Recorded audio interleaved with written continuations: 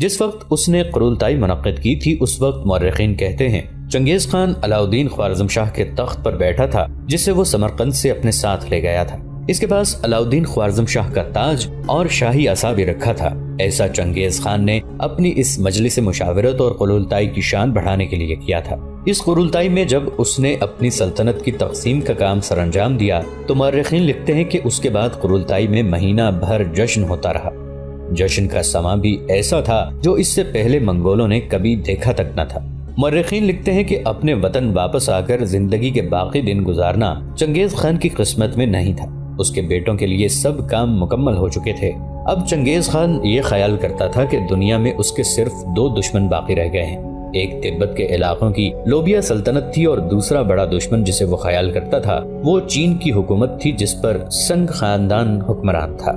تبت کا حکمران ایک طاقتور حکمران تھا۔ سب سے پہلے چنگیز خان اس کی طرف بڑھا۔ برف باری کا موسم تھا۔ برف باری ہی میں چنگیز خان اور لوبیا کے درمیان جنگ ہوئی جس میں لوہیا کا لشکر کم اور چنگیز خان کا لشکر اس کے مقابلے میں بہت زیادہ تھا، جس پر لوہیا کو پسپائی اختیار کرنا پڑی اور لوہیا میدان جنگ سے بھاگ کر برفستانوں میں چلا گیا اور وہاں جا کر پناہ گزین ہو گیا۔ اس موقع پر چنگیز خان نے اس کی طرف آدمی بھجوائے اور اسے یقین دلایا کہ جو ہو چکا سو ہو چکا، اس کو بھول جاؤ، اب میں تمہیں اپنا دوست سمجھا۔ لیکن یہ چنگیز خان کا ظاہری پن تھا، جبکہ چنگیز خان جنگ کو ختم نہیں کرنا چاہتا تھا اور ہر صورت میں لوہیا کا خاتمہ کرنے کے درپے تھا تاکہ اس کے بعد اس کی اولاد کے لیے لوہیا ایک مصیبت نہ بن جائے۔ بہرحال لوہیا جب برفزاروں میں جا کر چھپ گیا تب چنگیز خان نے چین کی سلطنت کی طرف کوچ کیا۔ چنگیز خان کا ایک چینی مشیر تھا جس کا نام لیو پنتسائی تھا۔ چنگیز خان جب چین کے سنگ خاندان کی حکومت پر حملہ آور ہونے کے لیے روانہ ہوا تو اس کے چینی سفیر نے چنگیز خان کو مخاطب کر کے کہا، اگر تو ان سب آدمیوں کو مار ڈالے گا تو تمہاری مدد کون کرے گا؟ تمہارے بیٹوں کے لیے دوست کون پیدا کرے گا؟ اس پر بوڑھے چنگیز خان نے غور کیا اور سوچا کہ جب وہ آباد زمینوں کو ویران کر چکے گا تو اسی چینی مشیر لیوچسائی کی بدولت نظم و نفس برقرار رکھ سکتا تھا، لہٰذا خلاف توقع اس نے جواب دیا، میں تمہیں مفتوح قوموں کا سردار بناتا ہوں، میرے بیٹوں کی خدمت وفاداری سے کرنا۔ اس کے بعد چنگیز خان نے چین کی سلطنت پر حملہ آور ہونے کا پکا ارادہ کیا اور چین کی طرف کوچ کیا۔ ابھی وہ پیش قدمی کی حالت ہی میں تھا کہ یورپ کی طرف سے تیز رفتار ہرکارے اس کی خدمت میں حاضر ہوئے اور اس کے بڑے بیٹے جوچی کی موت کی اطلاع دی۔ چنگیز خان اپنے بیٹوں میں جوچی کو سب سے زیادہ پیار کرتا تھا لیکن کسی پر کھل کر اس کا اظہار نہیں کیا تھا۔ جوچی کی موت کا سن کر وہ اپنے خیمے میں تنہا بند ہو گیا اور سوگ مناتا رہا۔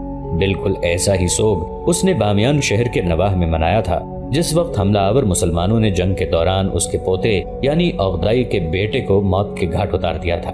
کچھ دن ایسا ہی سما رہا، اس کے بعد اس نے پھر پیش قدمی کی۔ سب کام معمول کے مطابق ہوتا رہا لیکن جوچی کی موت کے بعد وہ اپنے سالاروں اور سرداروں سے بہت کم بات چیت کیا کرتا تھا۔ آخر پیش قدمی کرتے ہوئے چنگیز خان اپنے لشکر کے ساتھ ایک گھنے صنوبروں کے جنگل میں پہنچا جہاں اب بھی درختوں کے سائے میں برف نہیں پگھلی تھی، حالانکہ سورج گرم تھا۔ وہاں چنگیز خان نے اپنے لشکر کو ٹھہرنے اور قیام کرنے کا حکم دیا۔ یہاں سب سے پہلے اس نے اپنے بیٹے تولی خان کو طلب کیا، پھر اسے نصیحت کی کہ تو جانتا ہے میں بیمار ہوں اور میری بیماری کی وجہ سے میری جان کس طرح گھلی جا رہی ہے۔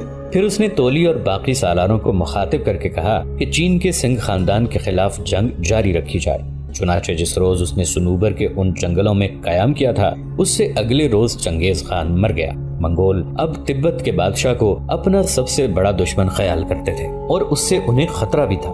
جب چنگیز خان مر گیا تو اس کی لاش کو خیمے کے اندر رکھ دیا گیا اور خیمے کے باہر ایک نیزہ گاڑ دیا گیا۔ کسی کو خیمے کے اندر جانے کی اجازت نہیں تھی۔ اس کے بعد چنگیز خان کی طرف سے تبت کے بادشاہ لوہیا کی طرف پیغام بھجوایا گیا کہ جو کچھ گزشتہ دنوں میں ہوا بھول جائے۔ چنگیز خان اسے اب اپنا حلیف سمجھتا ہے، اس سے آ کر ملے۔ تبت کا بادشاہ لوہیا حماقت کر گیا، اپنے کچھ سرداروں کے ساتھ چنگیز خان سے ملنے کے لیے روانہ ہو گیا۔ جب وہ منگولوں کے لشکر میں پہنچا تو سب سے پہلے اسے اور سارے سالاروں اور سرداروں کو اعزازی خلت پہنائے گئے اور منگول سرداروں اور سالاروں نے اسے اور اس کے سالار سرداروں کو اندر بٹھایا۔ پھر مورخین لکھتے ہیں کہ منگولوں نے چن چن کے تبت کے بادشاہ اور اس کے ایک ایک ساتھی کو قتل کر دیا۔ چنگیز خان جس وقت مرا اس وقت خزاں کا موسم اپنے عروج پر تھا۔ چاروں طرف دشت کی گھاس بھوری ہو چکی تھی، آندھیاں برفانی رنگ لیے ہر چیز کو اپنی لپیٹ میں لیے ہوئے تھی۔ संग खानदान की ममलकत के इलाकों में ही चंगेज खान मरा था और फिर उसकी लाश को गाड़ी में डालकर वापस उसका लश्कर अपने मरकजी शहर कराकोरम की तरफ रवाना हुआ। उसकी लाश के इर्द गिर्द उसके बेटे, पोते, सरदार और सालार थे और वो बुलंद आवाज में कहते जाते थे, तू एक शहबाज था जो हमारे दरमियान परवाज करता था, नारा लगाता था, शिकार तलाश करता था। इससे पहले तूने कहीं थक कर कयाम नहीं किया। मंगोल जो चंगेज खान को अपना देवता ख्याल करते थे, वो हैरान और परेशान थे कि 70 साल का झुके हुए चौड़े शानों का चंगेज खान, जिसकी आंखें बिल्ली की आंखों की तरह भूरी थीं, इस लड़खड़ाती हुई गाड़ी में ताबूत के अंदर बेहिस्सो हरकत पड़ा था। यहाँ तक कि लश्कर चंगेज खान की लाश को दरियाए केरोलान के किनारे भूरे समूर के गुंबद नुमा खैमों के पड़ाव के अंदर ले आया। मुर्रिखीन ये भी लिखते हैं कि चीन की सुर्ख मट्टी के जिस हिस्से से भी चंगेज खान के ताबूत की गाड़ी गुजरी, मंगोलों ने रास्ते में हर उस शख्स को मार डाला जिसने उस गाड़ी को गुजरते हुए देखा था। वो नहीं चाहते थे कि किसी दुश्मन की नजर चंगेज खान के ताबूत की सवारी पर पड़े, लेकिन मंगोल पड़ाव की बस्ती में इस खबर को छुपाना नामुमकिन था। हर रोज सफर के दौरान चंगेज खान के पड़ोस के कबीले और लश्कर के दस्ते जो इधर उधर फैले हुए थे, जौक दर जौक आ रहे थे और चंगेज खान के ताबूत के पास पहुंचकर कहते जाते थे, वो जो मजबूत पत्थर था टूट गया, वो जो हमारे सामने शहबाज की तरह उड़ता था ठोकर खाए हुए टट्टों की तरह गिर पड़ा। और वो ये सवाल भी करते थे कि क्या वो सचमुच अपनी कौम से जुदा हो गया है। आखिर ताबूत को मंगोलों के मरकजी शहर में लाया गया। कबायली दस्तूर के मुताबिक उसकी हर बीवी अपने खैमे में ही रहती थी, बाहर नहीं निकलती।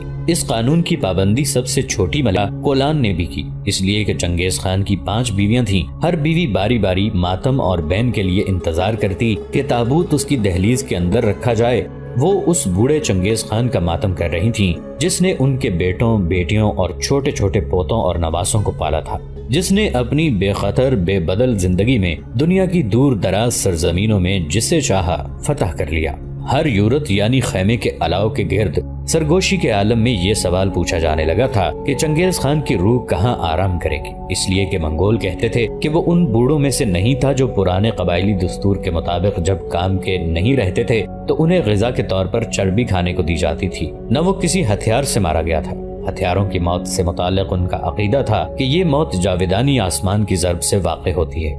मंगोलों के अकीदे के मुताबिक सांस रुक जाने के बाद भी चंगेज खान की रूह उसके जिस्म में ही थी, क्योंकि उसका खून नहीं बहा था। अगर खून न बहे तो रूह खून के साथ जिस्म में ही रहती है। इस रूह को मंगोल सोलाव कहते थे और वो ये सोच रहे थे कि क्या अब चुपके से जावेदानी आसमान को चंगेज खान की रूह चली जाएगी, वहाँ जहाँ से वो दुनिया में आई थी। ये वो सवाल थे जो मंगोलों को परेशान कर रहे थे।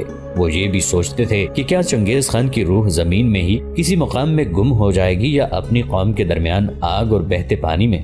बहरहाल जब मातम खत्म हो चुका तो चंगेज खान की तदफीन की तैयारी शुरू की गई। लाश को गाड़ी में रखा गया। चंगेज खान के बेटे सालार और सरकर्दा लोग मातम की गाड़ी के साथ थे। चुनाचे वो लाश को उस कोहिस्तानी सिलसिले के पास ले गए जिस कोहिस्तानी सिलसिले को मंगोल बरखान काल्दून के नाम से पुकारते थे। यहाँ चंगेज खान को दफन करने के लिए एक ऊंचे और बुलंद दरख्त का इंतखाब किया गया। ऐसा इसलिए किया गया था ताकि बूढ़े चंगेज खान को उस दरख्त के साए तले आराम की जगह मिले। यहाँ एक सरबुलंद सुनूबर के दरख्त के साए में, जिसके अतराफ छोटे छोटे पौधे भी थे, वहाँ उसकी कब्र खोद दी गई। सुनूबर के दरख्तों की जड़ों के नीचे जमीन खोदी गई थी, उसमें एक बड़ा सा खैमा नस्ब किया गया जिसमें गोश्त और पका हुआ अनाज, एक कमान और एक तलवार रखी गई।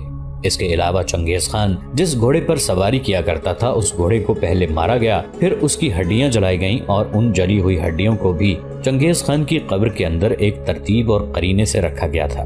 5 बीवियों के अलावा चंगेज खान की जिंदगी में उसके साथ 20 आला पाए की शख्सियत रखने वाली खूबसूरत नौजवान और नाजुक लड़कियां भी रहती थीं, जो नाच गाकर उसे खुश करती रहती थीं। लेकिन कब्र के खैमे में वो अपने समूर के भूरे नमदे पर जुनूब की चरागाहों की तरफ रुख किए अकेला दफन किया गया। लड़कियां उसके साथ नहीं थी। फिर कब्र बंद कर दी गई। कच्ची मट्टी को घोड़ों की टापों से दबा दिया गया। ताबूत की गाड़ी के टुकड़े टुकड़े कर दिए गए। झाड़ियों के झुंड में ऊद, अंबर और काफूर जलाया गया।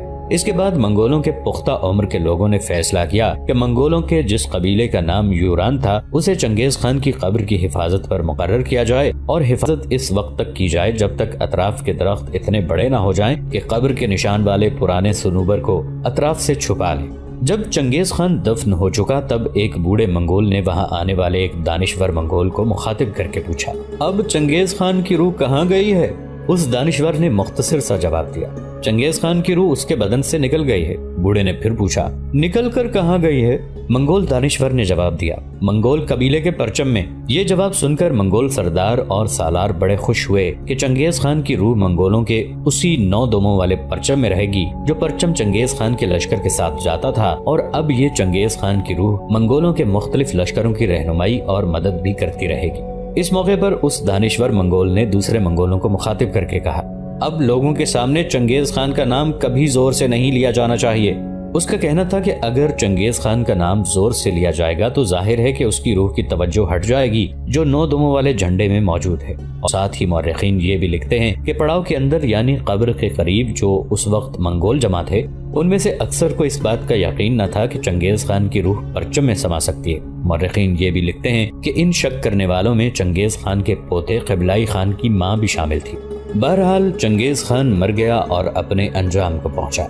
मर्रिखीन लिखते हैं कि चंगेज खान मंगोलों की कौम में बड़ा अक्लमंद और दूरअंदेश शख्स पैदा हुआ था। उसकी वजह से मंगोलों की गैर मारूफ कौम तमाम दुनिया में मशहूर हो गई। उसने मुल्कगीरी के निहायत अच्छे और पुख्ता उसूल ईजाद और कायम किए। वो इस बात से वाकिफ था कि मंगोलों की वहशी और जाहिल कौम को किसी वक्त बेकार नहीं छोड़ना चाहिए, वरना ये आपस में एक दूसरे से लड़ भिड़कर तबाह हो जाएंगे। चुनाचे उसने एक तरफ मंगोलों को इत्तेफाक और इत्तेहाद की खूबियां समझाने में खास तवज्जो और कोशिश से काम लिया, तो दूसरी तरफ ऐसे आइन और कवानीन कायम किए कि मंगोलों के लश्कर किसी वक्त बेकार न रहे। चुनाचे उसने एक मजमुआ कवानीन मुरतब किया। इस मजमुआ कवानीन का नाम यासा था। मंगोलों में अरसा दराज तक यासा का मुरतबा मजहबी और आसमानी किताब की मानन समझा जाता था, जिसके अंदर मंगोलों के लिए आइन और कवानीन दर्ज थे। चंगेज खान की खूनरेजी के साथ जब इस बात पर गौर किया जाता है कि वो मुतकब्बिराना अल्फाज कम इस्तेमाल करता था तो ताज्जुब होता है। चंगेज खान जब किसी बादशाह के नाम खत लिखा करता था तो उसमें अव्वल उसे अपनी अतात पर आमादा करना चाहता था और आखिर में लिखता था, अगर तुमने अतात कबूल न की तो खुदा जाने अंजाम क्या हो। ये नहीं लिखता था कि मैं बहुत बड़ा और जर्रार लश्कर रखता हूँ और तुमको हलाक कर दूंगा वगैरह वगैरह। इस तरह मुल्कों की फतुहात को भी वो अपने लश्कर की तरफ मंसूब नहीं करता था, बल्कि ये कहता था कि मुझको खुदा ताला ने फतह अनायत की और खुदा ताला ने मुझको बादशाह बनाया है। अपनी निस्बत लंबे चौड़े अलकाब और सताइश के अल्फाज ना लिखने देता। खुद दूसरे लश्करियों की तरह तमाम काम अंजाम देता। खुद भी घोड़े पर सवार होकर लंबी लंबी मुसाफतें तय करता और अपने हमराही सवारों से भी बड़ी बड़ी मंजिलें तय करवाता।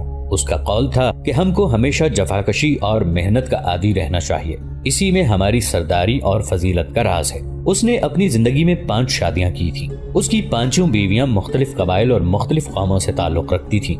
इस तरह उसके ससुराली कबाइल भी उसको अपना रिश्तेदार समझकर दिल से उसकी खैरखाही में मसरूफ रहते थे। चंगेज खान की यासा के कवायद और कवानीन में एक ये उसूल बयान हुआ था कि बादशाह जब किसी नए शहर को फतह करे तो अव्वल वहाँ कत्ले-आम का हुक्म जरूर दे। जब लश्कर को आजादाना कत्ले-आम का मौका मिल जाए और शहर की बहुत सी आबादी कत्ल हो जाए, तब अमन व अमान का हुक्म देकर बाकायदा हाकिम मुकर्रर करना चाहिए। इसमें गालिबन मसलहत ये होगी कि वहाँ की रियाया फातिहीन से मरूब हो जाए और फिर कभी बगावत और सरकशी का इरादा न करे। इस कायदे पर चंगेज खान ने अपनी तमाम फतुहात के दौरान हमेशा अमल किया। अगर बनज़र गौर देखा जाए तो उस जमाने की मुतमद्दन दुनिया में सरकशी और साजिशों की कोशिशों का इस कदर आम रिवाज हो गया था कि किसी शहर कोई हाकिम और किसी मुल्क का कोई बादशाह बागियों के फितने से महफूज नजर नहीं आता था और आए दिन बगावतों और लड़ाइयों के हंगामों से मखलूक खुदा सख्त परेशान थी। मौरखीन ये भी लिखते हैं कि अलवियों, ईरानियों, शियों और फातिमियों के खुरूज का सिलसिला किसी जमाने में मुनक़ता न हो सका। आलम इस्लाम के इन हालात और दुनिया के इन वाक़यात से चंगेज खान को जब वाक़फियत हुई तो उसने लोगों को खौफजदा और मरूब करने के लिए इस उसूल पर अमल करना जरूरी समझा और इस तर्ज अमल में उसको कामयाबी भी हुई। मंगोलों ने सिवाय बगदाद, इराक और अरबो हिंद के तमाम बर्रे-आज़म एशिया और किसी कदर बर्रे-आज़म यूरोप पर कब्जा कर लिया था। मंगोलों के हाथ से इस्लामी सल्तनतें ज्यादा तबाह बर्बाद हुईं और मुसलमान ही उनकी तलवारों से ज्यादा शहीद हुए। बज़ाहिर ये मालूम होता था कि मंगोलों के हाथ से इस्लाम का नामो निशान गुम हो जाएगा, लेकिन चूंकि इस्लाम का मुहाफिज खुद खुदा ताला है और शरीयत इस्लाम ऐसी चीज नहीं कि कोई मादी ताकत उसको बर्बाद या मगलूब कर सके, लिहाजा बदआमाल मुसलमान तो मंगोलों के हाथ से तबाह हो गए और मंगोलों की तलवार मुसलमानों के लिए ताजियाना बन गई, जिसने उनको गफलत से बेदार किया। लेकिन मंगोल खुद ही कुछ अरसे के बाद इस्लाम के गुलाम और खादिम नजर आए। منگولوں کی اس بڑی ہوئی سطوت اور طاقت کو دیکھ کر عیسائیوں نے بھی یہ کوشش کی کہ ہم منگولوں کو عیسائیت کی طرف متوجہ کریں، لیکن عیسائیت کے اندر یہ جذب اور کشش کہاں سے آتی جو ایک فاتح اور جنگجو قوم کو اپنا گرویدہ اور خادم بنا لیتی؟ منگول در حقیقت دین اور مذہب کے اعتبار سے سادہ لوگ تھے۔ ان کے آبائی مذہب میں، جس کی تفصیلات آج کسی کو معلوم نہیں، کسی مذہب سے کوئی اناد یا خامخواہ کی دشمنی نہیں تھی۔ اس قوم کو خدا تعالیٰ نے منگولیا کے پہاڑوں سے اسی لیے نکالا تھا کہ وہ فاتحانہ انداز میں بر اعظم ایشیا میں پھیلے اور پھر دین اسلام کی روشنی سے منور اور بہراور ہو۔ چنگیز خان اور اس کی قوم کا وجود بھی اسلام کی صداقت کا ایک عظیم الشان نشان ہے۔ جس طرح اسلام ایک مفتوح پر اپنا اثر ڈالتا ہے، اسی طرح وہ فاتح کو بھی متاثر کرتا ہے۔ عربوں نے تمام دنیا کو فتح کیا، وہ ہر ملک میں فاتحانہ انداز میں داخل ہو کر اسلام کے معلم بنے، لیکن منگولوں نے غافل مسلمانوں کو مفتوح، مغلوب اور مقتول بنا کر اس اثر کو ختم کیا، اور پھر اسی مذہب کے آگے گردنیں جھکا دیں جو ان کے مسلمان مفتوحین کا مذہب تھا۔ تاریکی بوسیدہ عقائد کی طرح ختم ہو رہی تھی۔ نظام الدین دریائے سندھ کے کنارے کوہستانی سلسلوں کے اندر جب فجر کی نماز پڑھنے کے بعد اپنے خیمے میں داخل ہوا تو اولون فجر کی نماز ادا کرنے کے بعد خیمے میں کھودے گڑھے کے اندر آگ روشن کر کے اس کے پاس بیٹھی شاید نظام الدین کا ہی انتظار کر رہی تھی۔ نظام الدین آگے بڑھ کر اولون کے پاس بیٹھ گیا۔ ابھی دونوں میاں بیوی میں سے کوئی گفتگو کا آغاز کرنا ہی چاہتا تھا کہ دروازے پر کسی کے کھنگارنے کی آواز سنائی دی۔ نظام الدین اٹھ کھڑا ہوا۔ جب دروازے پر آیا تب ایک چھوٹا سالار وہاں کھڑا تھا اور نظام الدین کو مخاطب کر کے کہنے لگا، امیر، منگول کے لشکر پر نگاہ رکھنے کے لیے جو ہرکارے اور مخبر مقرر کیے گئے تھے ان میں سے کچھ لوٹ کر آئے ہیں۔ یہ الفاظ سن کر نظام الدین کے چہرے پر خوشیاں بکھر گئی تھیں۔ اتنی دیر تک اولون بھی اس کے پیچھے آن کھڑی ہوئی تھی، یہاں تک کہ نظام الدین نے آنے والے اس چھوٹے سالار کو مخاطب کیا۔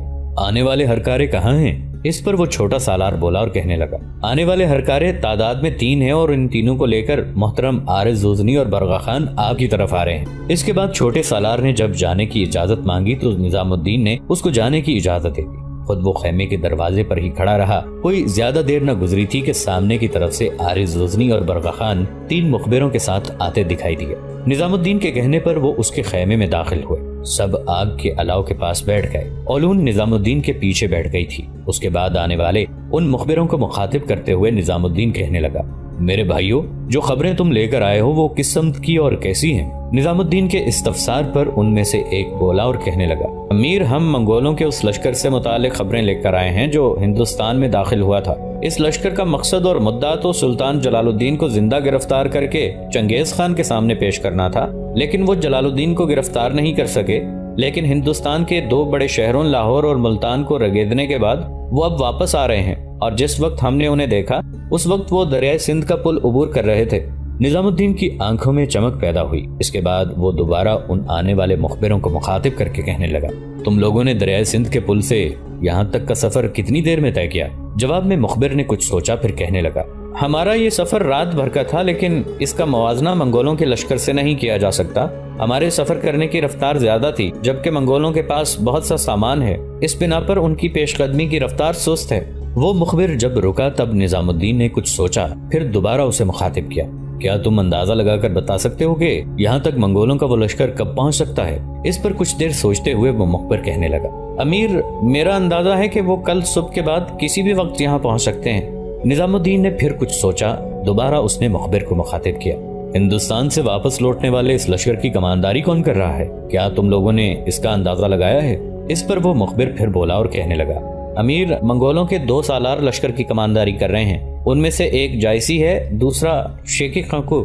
یہاں تک کہنے کے بعد جب مخبر خاموش ہوا تب نظام الدین بے پناہ خوشی کا اظہار کرتے ہوئے کہنے لگا، اب تم تینوں جاؤ، پہلے کھانا کھاؤ، اس کے بعد شام تک مکمل آرام کرو۔ اس پر وہ تینوں اٹھ کھڑے ہوئے۔ پھر وہ مخبر جو اس سے پہلے نظام الدین سے مخاطب تھا جاتے جاتے کہنے لگا، امیر محترم، ہمارے کچھ ساتھی منگولوں کے لشکر پر نگاہ رکھے ہوئے ہیں، اور ہمارے درمیان یہ طے ہوا تھا کہ جس وقت منگولوں کا لشکر یہاں سے 5 میل دور رہ جائے گا وہ آ کر ان کی اطلاع کریں گے۔